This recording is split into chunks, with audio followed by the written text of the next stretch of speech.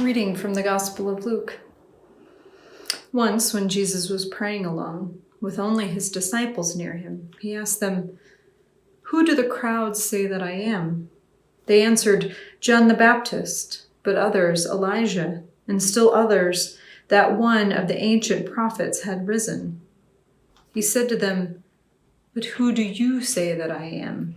Peter answered, "The Messiah of God."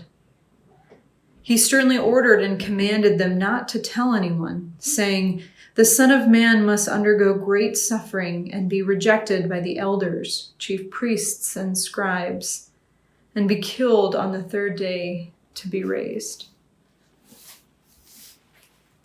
For Peter and his fellow disciples, if they had grown up Jewish, they grew up in a culture that was desperate and waiting for the Messiah. This is the question that Peter gets right, calling Jesus the Messiah. This was the person who was supposed to overturn all of the oppression that they had experienced in their lives, who was supposed to be more powerful, overthrow the Roman Empire. There was so much hope and anticipation in the Messiah.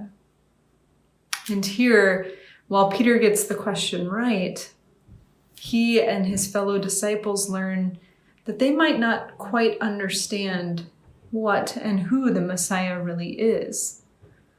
When Jesus shares that the Messiah is to be rejected and to suffer and to ultimately be killed, that doesn't make sense with who they thought the Messiah would be. It does not compute. Sometimes I think we struggle with the same question, with the same wonderings. Jesus might not look at us directly in the face in person, but the question of who do you say that I am in our lives is immensely relevant.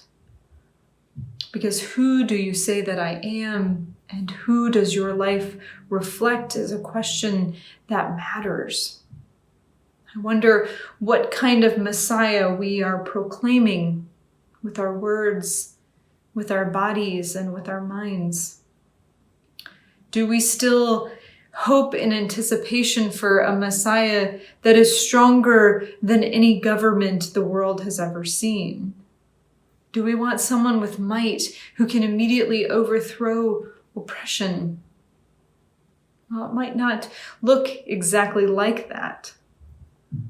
The Messiah conquers with love, with grace, and with mercy, and as disciples, that is the shadow of the light that we live in.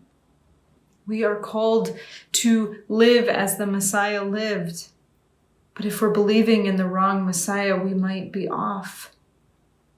So today, I wonder, is Jesus asking, who do you proclaim that I am? Who do your lives reflect? Is it Jesus, the anointed one, the Messiah, the Christ, who did suffer and die and rose again? Or are our lives still reflecting the hopefulness of a mighty power, earthly power? Who do you proclaim that I am? Amen.